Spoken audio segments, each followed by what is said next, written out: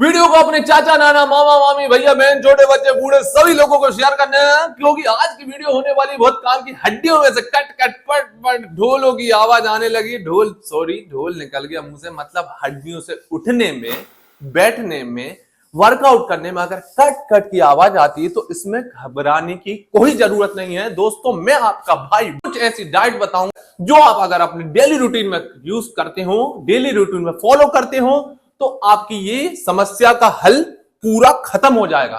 तो दोस्तों, सबसे पहले आपको क्या करना है, आपको लेना है अखरोट। अखरोट के लिए सुबह आपको 3 से 4 अखरोट लेना है। ये आपने ब्रेकफास्ट में लेना है। सबसे पहले लेना है आपको अखरोट। अखरोट हड्डियों के लिए, जॉइंट्स के लिए बहुत फायदेमंद चीज है। इसको आपको रोज खाना चाहिए। दूसरी चीज लेना है आपको अलसी।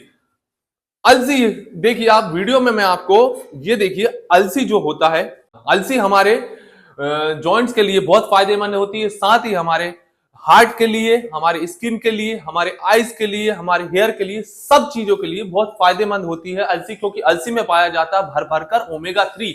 आप मछली खा लीजिए या अलसी खा लीजिए, बात एक ही है। तीसरी सबसे फायदेमंद चीज बता रहा हूं, तीसरी फायदेमंद ये है, आपको लेना है दूध।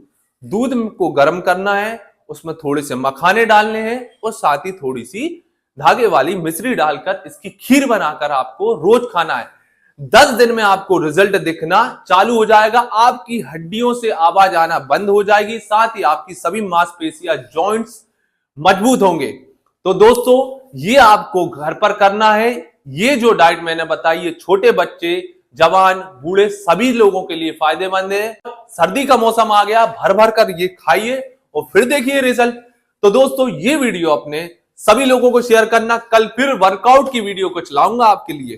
तब तक के लिए tata, bye bye, see you, जय श्री राम। एक बात और, दूध में भी बहुत कैल्शियम पाया जाता है, तो रात को सोते टाइम छुआरे डालकर या खजूर डालकर अच्छा उबालकर उसको छानकर इसका दूध पीना चालू कीजिए। खाने के 2 घंटे बाद दूध पीना है, सोते टाइम। ये बात आप ध्यान रखिएगा। चलिए, मिलता हूं आपसे कल नई वीडियो में। तब तक के लिए tata, bye bye, see you, जय श्री राम।